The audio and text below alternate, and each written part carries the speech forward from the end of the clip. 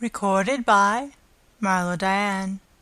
ForbiddenDragon.blogspot.com. Dracula by Bram Stoker.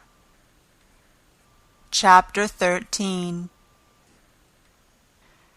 Dr. Seward's Diary continued. The funeral was arranged for the next succeeding day, so that Lucy and her mother might be buried together. I attended to all the ghastly formalities, and the urbane undertaker proved that his staff was afflicted or blessed with something of his own ubiquitous suavity. Even the woman who performed the last offices for the dead remarked to me, in a confidential, brother-professional way, when she had come out from the death-chamber, "She makes a very beautiful corpse, sir. It's quite a privilege to attend on her. It's not too much to say that she will do credit to our establishment." I noticed that Van Helsing never kept far away. This was possible from the disordered state of things in the household. There were no relatives at hand, and as Arthur had to be back the next day to attend at his father's funeral, we were unable to notify anyone who should have been bidden. Under the circumstances, Van Helsing and I took it upon ourselves to examine papers, etc. He insisted upon looking over Lucy's papers himself. I asked him why, for I feared that he, being a foreigner, might not be quite aware of English legal requirements, and so might in ignorance make some unnecessary trouble. He answered me, I know. You forget that I am a lawyer as well as a doctor, but this is not altogether for the law. You knew that when you avoided the coroner. I have more than him to avoid. There may be papers more, such as this." As he spoke, he took from his pocket-book the memorandum which had been in Lucy's breast, and which she had torn in her sleep. "When you find anything of the solicitors for the late Mrs. Westerna, seal all her papers, and write him tonight.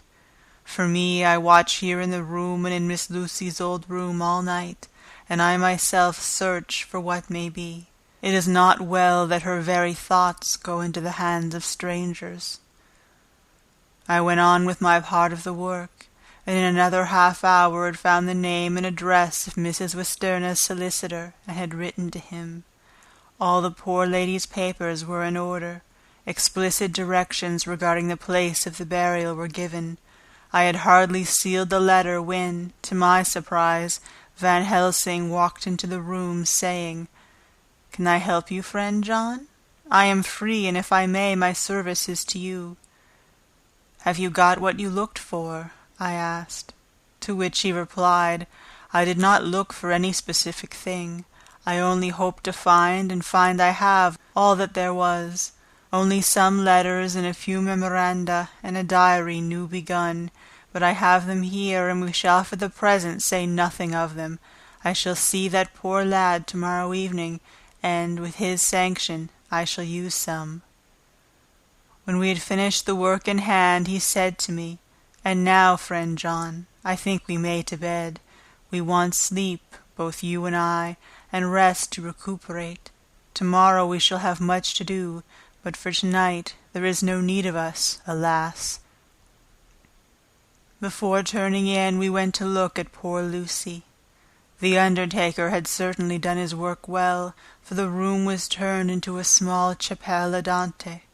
There was a wilderness of beautiful white flowers, and death was made as little repulsive as might be. The end of the winding sheet was laid over the face.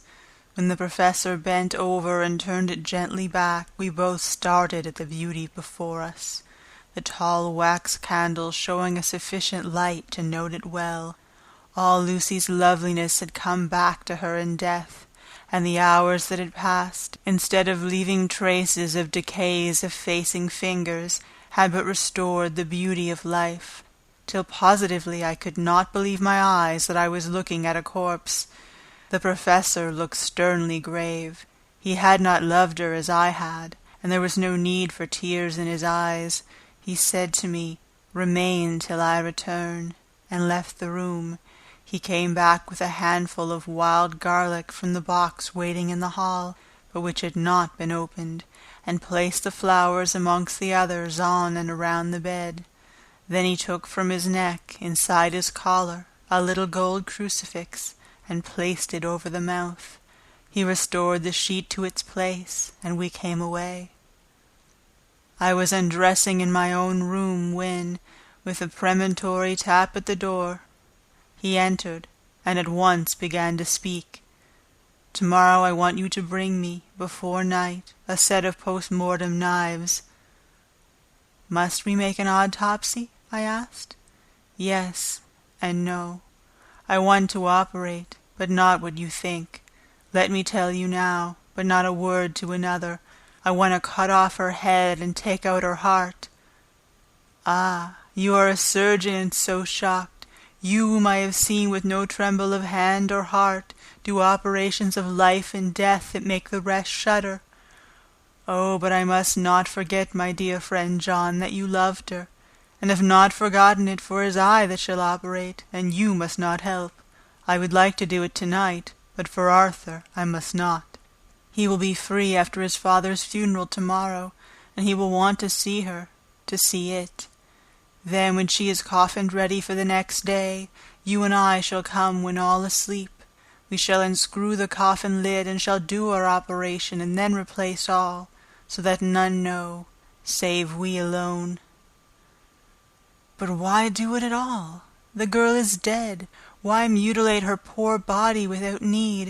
And if there is no necessity for a post-mortem, and nothing to gain by it, no good to her, to us, to science, to human knowledge, why do it? Without such it is monstrous." For answer, he put his hand on my shoulder and said, with infinite tenderness, "Friend John, I pity your poor bleeding heart, and I love you the more because it does so bleed. If I could, I would take on myself the burden that you do bear, but there are things that you know not, but that you shall know, and bless me for knowing, though they are not pleasant things. John, my child, you have been my friend now how many years, and yet, did you ever know me to do any without good cause? I may err, I am but a man, but I believe in all I do. Was it not for these causes that you sent for me when the great trouble came? Yes. Were you not amazed, nay horrified, when I would not let Arthur kiss his love, though she was dying, and snatched him away by all my strength? Yes. And yet you saw how she thanked me, with her so beautiful dying eyes, her voice, too, so weak, and she kissed my rough old hand and blessed me. Yes. And did you not hear me swear a promise to her, that so she closed her eyes grateful? Yes. Well, I have good reason now for all I want to do. You have for many years, trust me. You have believed me weeks past, when there be things so strange that you might have well doubt.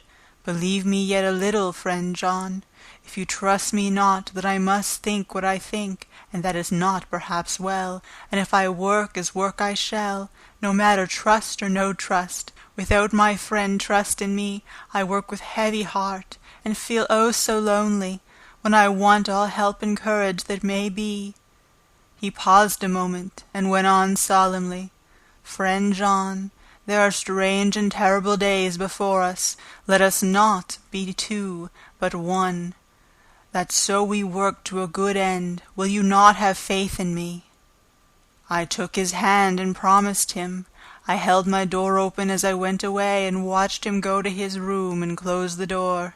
As I stood without moving, I saw one of the maids pass silently along the passage. She had her back to me, so did not see me, and go into the room where Lucy lay. The sight touched me. Devotion is so rare, and we are so grateful to those who show it unasked to those we love. Here was a poor girl putting aside the terrors which she naturally had of death, to go watch alone by the bier of the mistress whom she had loved, so that the poor clay might not be lonely till laid to eternal rest. I must have slept long and soundly, for it was broad daylight when Van Helsing waked me by coming into my room. He came over to my bedside and said, "You need not trouble about the knives. we shall not do it." "Why not?" I asked, for his solemnity of the night before had greatly impressed me. "Because," he said sternly, "it is too late, or too early. See!" Here he held up the little golden crucifix. "This was stolen in the night." "How stolen?" I asked in wonder, "since you have it now?" "Because I get it back from the worthless wretch who stole it, from the woman who robbed the dead and the living. Her punishment will surely come, but not through me. She knew not altogether what she did, and thus unknowing she only stole. Now we must wait." He went away on the word, leaving me with a new mystery to think of, a new puzzle to grapple with. The forenoon was a dreary time, but at noon the solicitor came, Mr. Markand, of Holman, Sons, Markand and Litterdale. He was very genial and very appreciative of what we had done, and took off our hands all cares as to details. During lunch he told us that Mrs. Westenra had for some time expected sudden death from her heart, and had put her affairs in absolute order. He informed us that, with the exception of a certain entailed property of Lucy's father, which now, in default of direct issue, went back to a distant branch of the family, the whole estate, real and personal, was left absolutely to Arthur Holmwood. When he had told us so much, he went on. "Frankly, we did our best to prevent such a testamentary disposition, and pointed out certain contingencies that might leave her daughter either penniless or not so free as she should be to act regarding a matrimonial alliance. Indeed, we pressed the matter so far that we almost came into collision, for she asked us if we were or were not prepared to carry out her wishes. Of course, we had then no alternative but to accept. We were right in principle, and 99 times out of 100 we should have proved, by the logic of events, the accuracy of our judgment.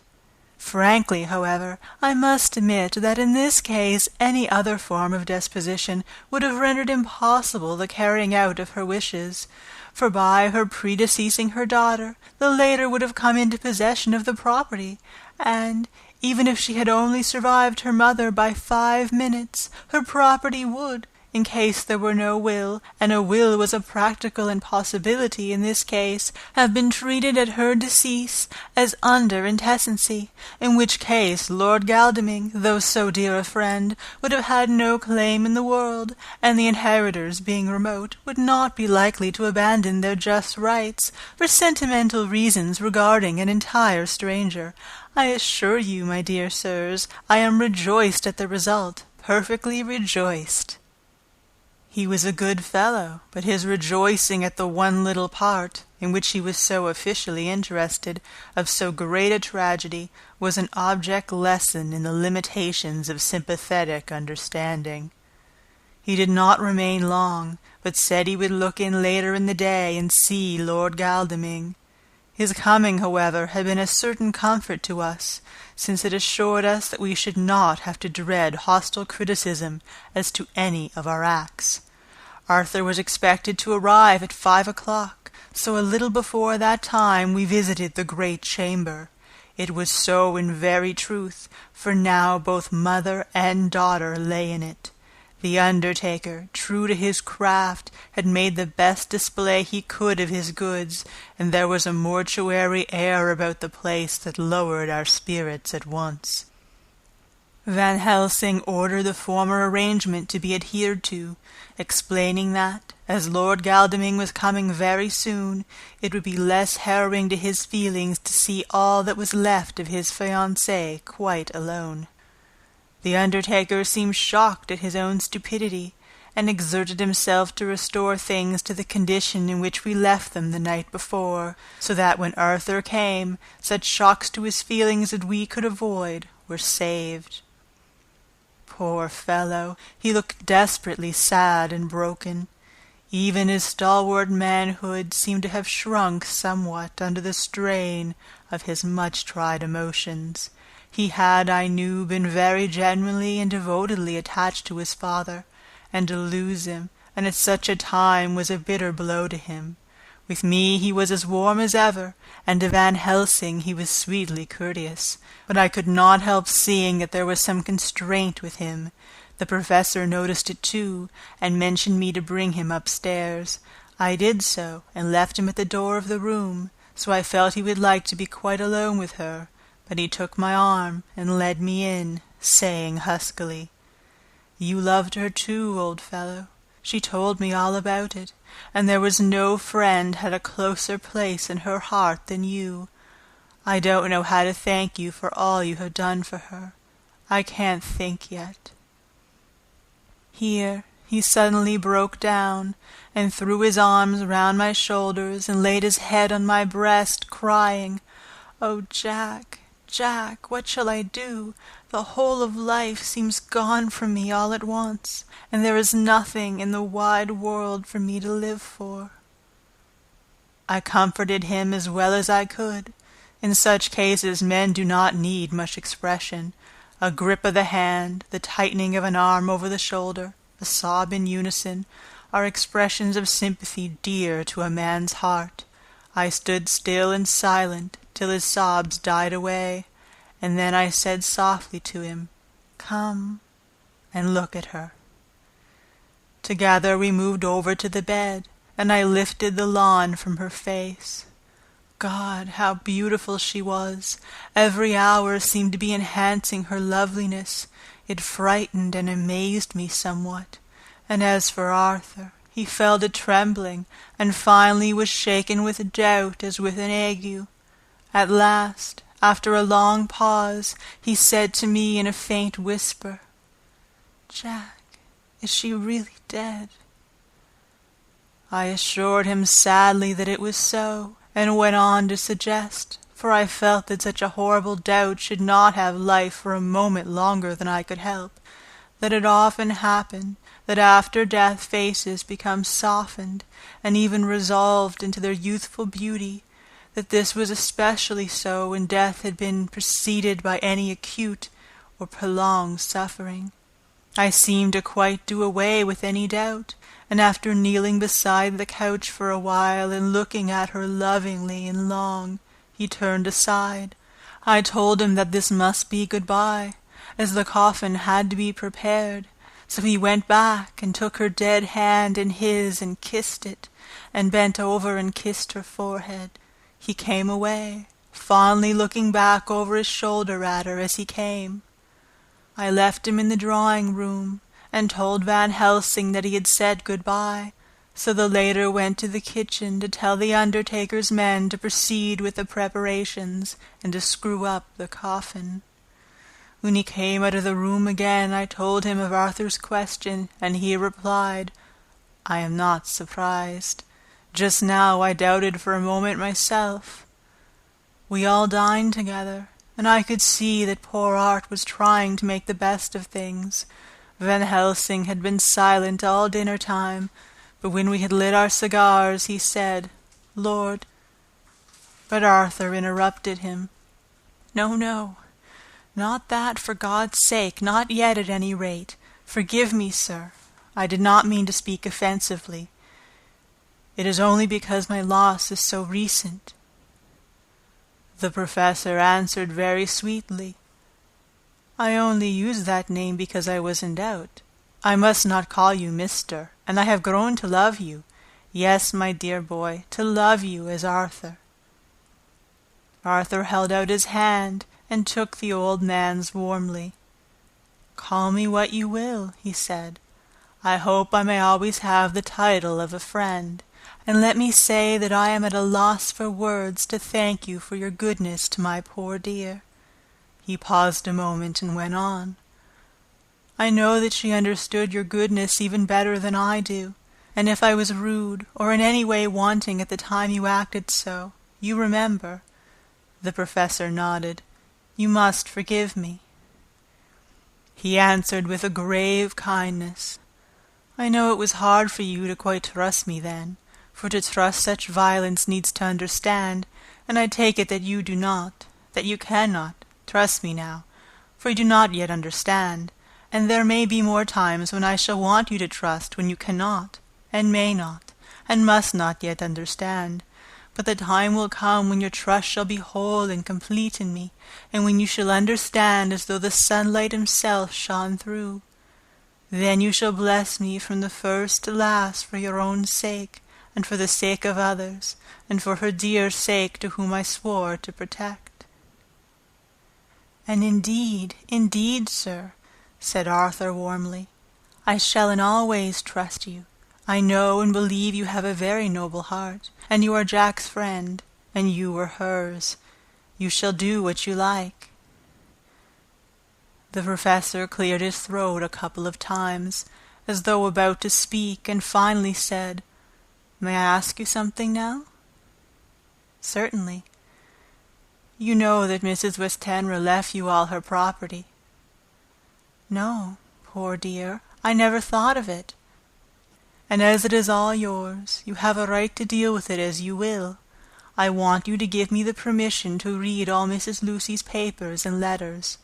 Believe me, it is no idle curiosity. I have a motive of which, be sure, she would have approved. I have them all here. I took them before we knew that all was yours, so that no strange hand might touch them, no strange eye look through words into her soul. I shall keep them, if I may. Even you may not see them yet, but I shall keep you safe. No word shall be lost, and in good time I shall give them back to you. It is not a hard thing that I ask, but you will do it, will you not, for Lucy's sake?" Arthur spoke out heartily, like his old self. "Dr. Van Helsing, you may do what you will. I feel that in saying this I am doing what my dear one would have approved. I shall not trouble you with questions till the time comes." The old professor stood up as he said solemnly, "And you are right. There will be pain for us all, but it will not be all pain, nor will this pain be the last. We, and you too, you most of all, dear boy, will have to pass through the bitter water before we reach the sweet. But we must be brave of heart and unselfish, and do our duty, and all will be well." I slept on a sofa in Arthur's room that night. Van Helsing did not go to bed at all. He went to and fro as if patrolling the house, and was never out of sight of the room where Lucy lay in her coffin, strewn with the wild garlic flowers, which sent through the order of lily and rose a heavy, overpowering smell into the night. Mina Harker's Journal, 22 September. In the train to Exeter, Jonathan sleeping. It seems only yesterday that the last entry was made, and yet how much between then. In Whitby, and all the world before me, Jonathan away, and no news of him. And now, married to Jonathan a solicitor, a partner, rich, master of his business, Mr. Hawkins dead and buried, and Jonathan with another attack that may harm him. Some day he may ask me about it. Down it all goes. I am rusty in my shorthand. See what unexpected prosperity does for us, so it may be as well to freshen it up again with an exercise anyhow. The service was very simple and very solemn. There were only ourselves and the servants there, one or two old friends of his from Exeter, his London agent, and a gentleman representing Sir John Paxton, the president of the Incorporated Law Society. Jonathan and I stood hand in hand, and we felt that our best and dearest friend was gone from us. We came back to town quietly, taking a bus to Hyde Park Corner. Jonathan thought it would interest me to go into the Row for a while, so we sat down.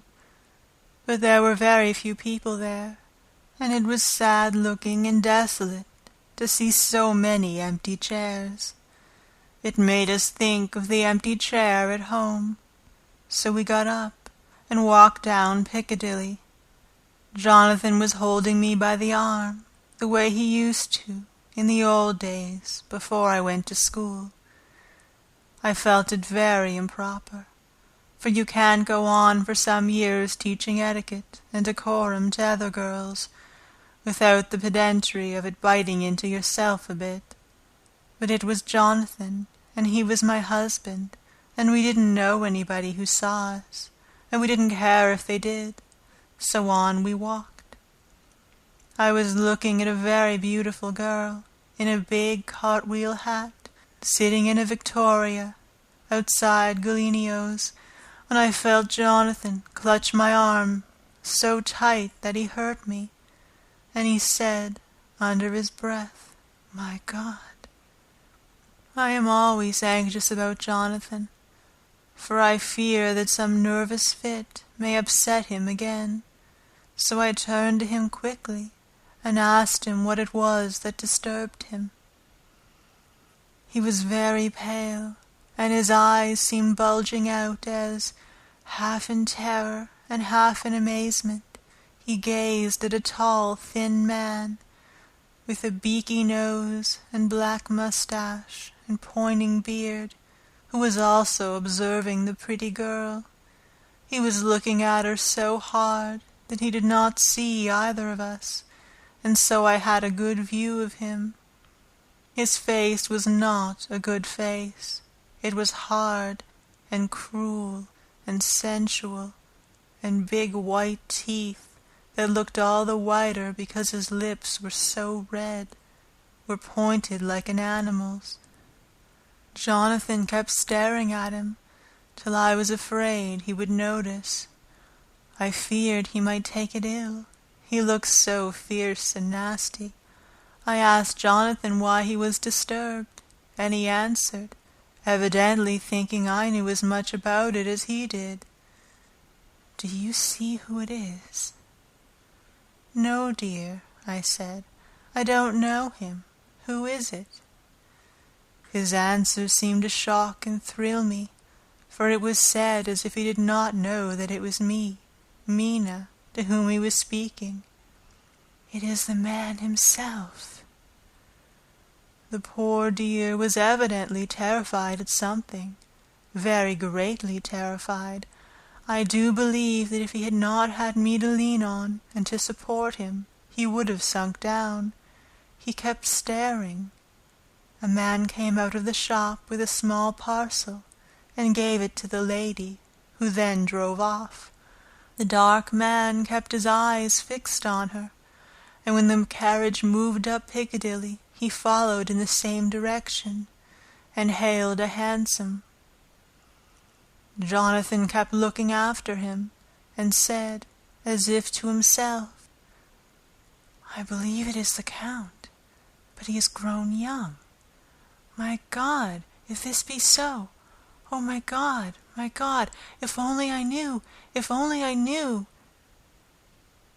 He was distressing himself so much that I feared to keep his mind on the subject by asking him any questions, so I remained silent. I drew away quietly, and he, holding my arm, came easily. We walked a little further, and then went in and sat for a while in the Green Park. It was a hot day for autumn, and there was a comfortable seat in a shady place. After a few minutes staring at nothing, Jonathan's eyes closed, and he went quickly into his sleep, with his head on my shoulder. I thought it was the best thing for him, so did not disturb him. In about 20 minutes he woke up, and said to me, quite cheerfully, "Why, Mina, have I been asleep? Oh, do forgive me for being so rude. Come, and we'll have a cup of tea somewhere." He had evidently forgotten all about the dark stranger. As in his illness, he had forgotten all that this episode had reminded him of. I don't like this lapsing into forgetfulness. It may make or continue some injury to the brain. I must not ask him, for fear I shall do more harm than good, but I must somehow learn the facts of his journey abroad. The time has come, I fear, when I must open the parcel and know what is written. Oh, Jonathan, you will, I know, forgive me if I do wrong, but it is for your own dear sake.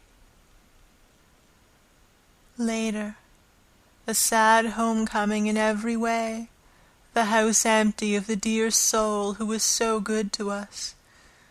Jonathan still pale and dizzy under a slight relapse of his malady, and now a telegram from Van Helsing, whoever he may be. You will be grieved to hear that Mrs. Westenra died 5 days ago, and that Lucy died the day before yesterday. They were both buried today. Oh, what a wealth of sorrow in a few words. Poor Mrs. Westenra, poor Lucy, gone, gone never to return to us, and poor, poor Arthur, to have lost such a sweetness out of his life. God help us all to bear our troubles. Dr. Seward's Diary continued. 22 September. It is all over. Arthur has gone back to Ring, and has taken Quincey Morris with him. What a fine fellow is Quincey! I believe in my heart of hearts that he suffered as much about Lucy's death as any of us, but he bore himself through it like a moral Viking. If America can go on breeding men like that, she will be a power in the world indeed. Van Helsing is lying down, having a rest preparatory to his journey. He goes to Amsterdam tonight, but says he will return tomorrow night, that he only wants to make some arrangements, which can only be made personally. He is to stop with me then, if he can. He says he has work to do in London which may take him some time. Poor old fellow! I fear that the strain of the past week has broken down even his iron strength.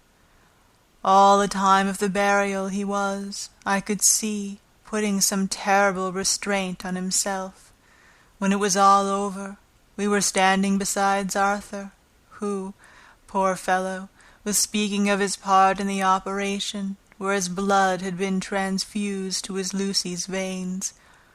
I could see Van Helsing's face grow white and purple by turns. Arthur was saying he felt since then as if they two had been really married, and that she was his wife in the sight of God. None of us said a word of the other 2 operations, and none of us ever shall. Arthur and Quincey went away together to the station, and Van Helsing and I came on here. The moment we were alone in the carriage, he gave way to a regular fit of hysterics. He has denied to me since that it was hysterics, and insisted that it was only a sense of humor asserting itself under very terrible conditions. He laughed till he cried, and I had to draw down the blinds, lest anyone should see us and misjudge.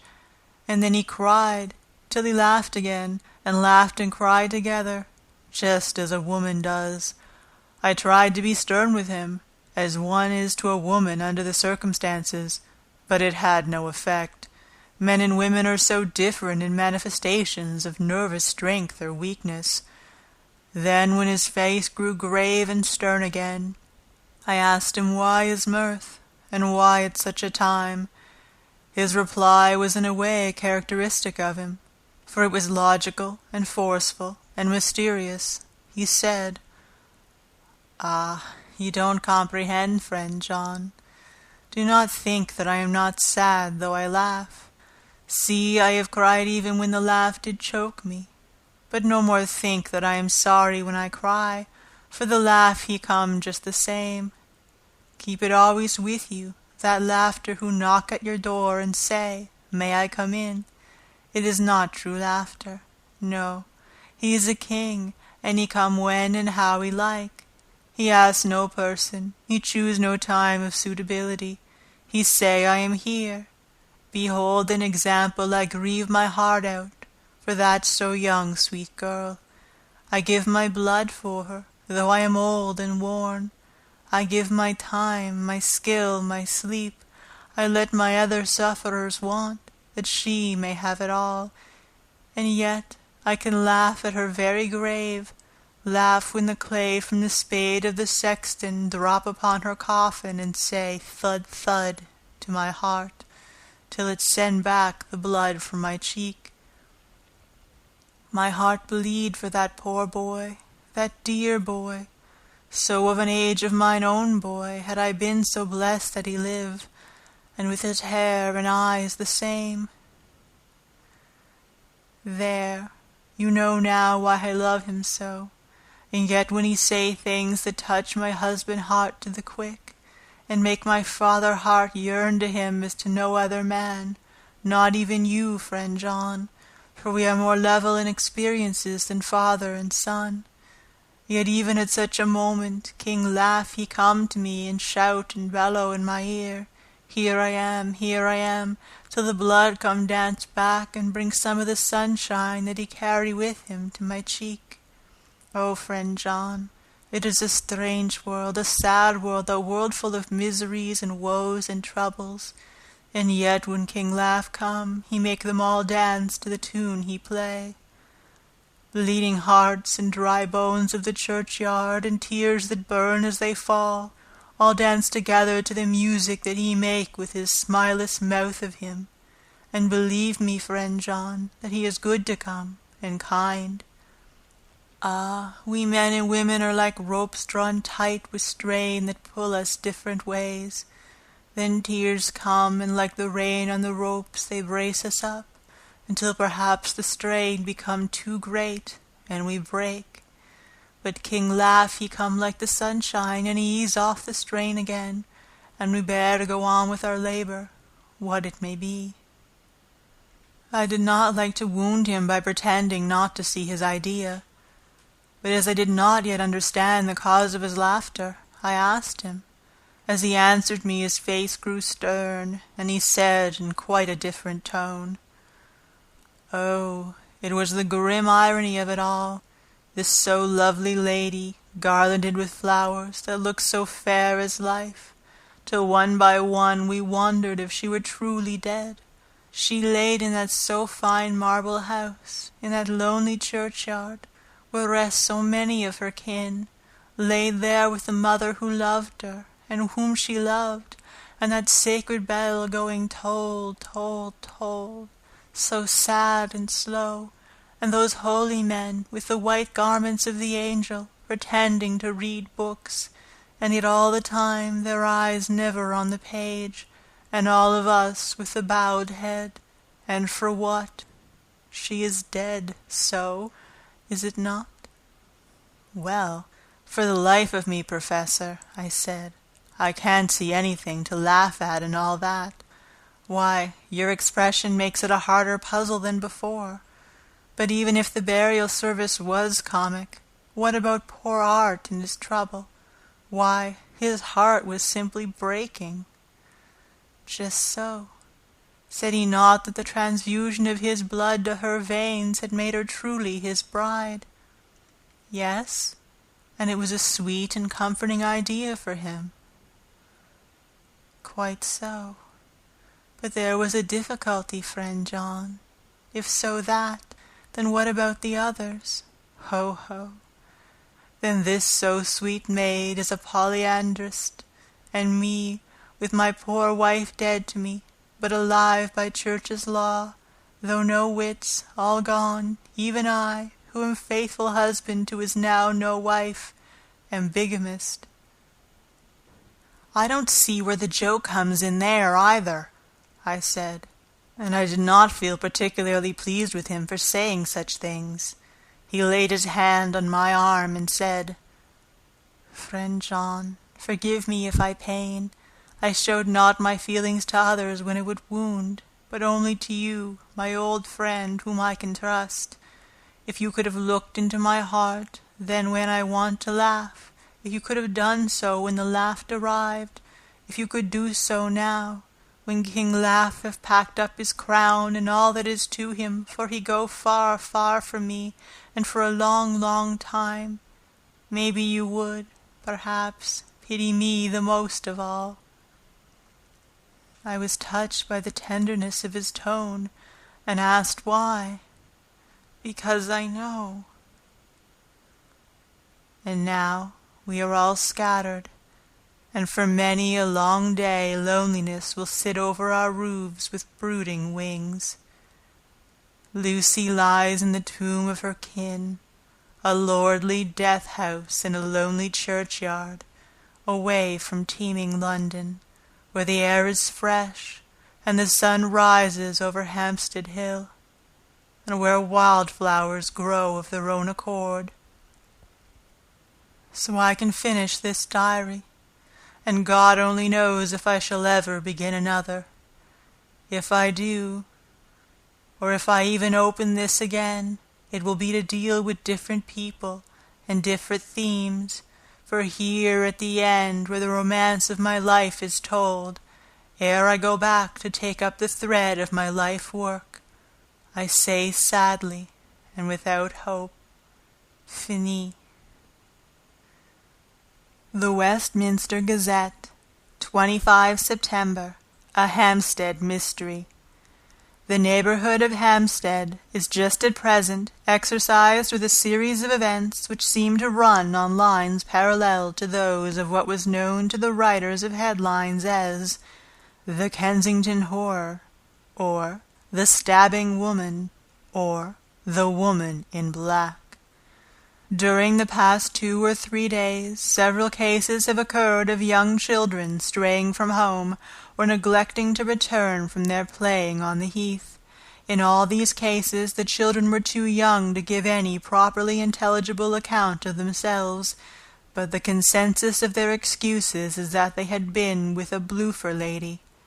It has always been late in the evening when they have been missed, and on 2 occasions the children had not been found until early in the following morning.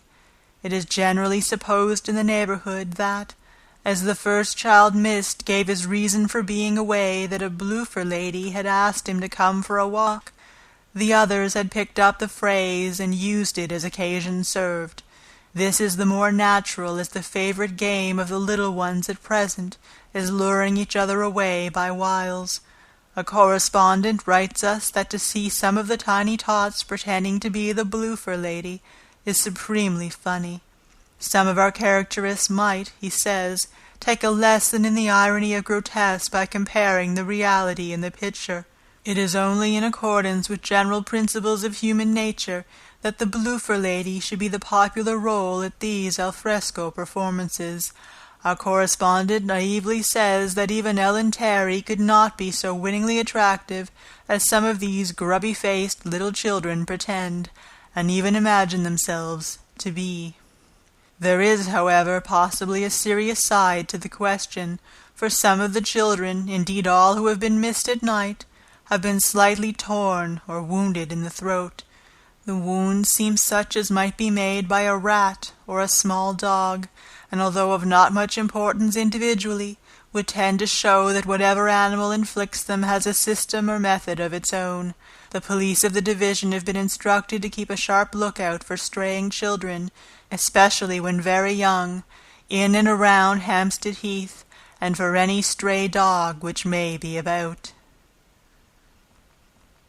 The Westminster Gazette, 25 September, Extra Special, The Hampstead Horror, Another Child Injured, The Bloofer Lady.